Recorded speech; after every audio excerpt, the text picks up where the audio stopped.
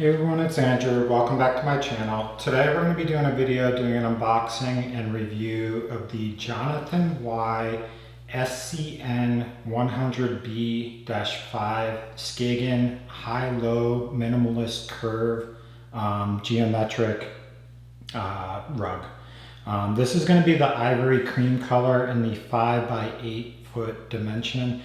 They've got several color options for this. They've got ivory cream, a beige cream, which is a little bit darker. They have a black and white, which will be a black and white stripe pattern. They have a dark blue and white pattern, a gray and ivory pattern, and then a light blue and ivory pattern as well.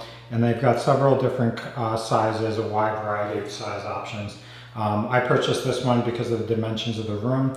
I went with ivory cream because I've got a beige sofa or couch that I'm going to be using, and this looked like a very good Zen kind of like Zen garden feel, but that's kind of it. And then the price was $70 for this size.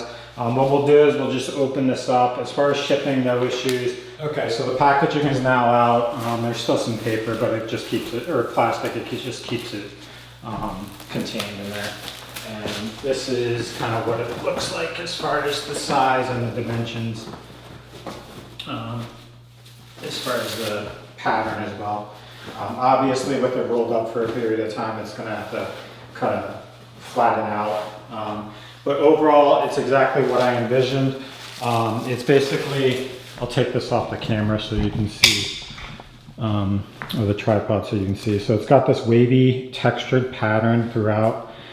That's raised and lowered, and as I discussed, it's like a Zen garden like feel, like as if you had sand, and that's the rationale for why I ended up getting it, just because the overall vibe was good from that standpoint.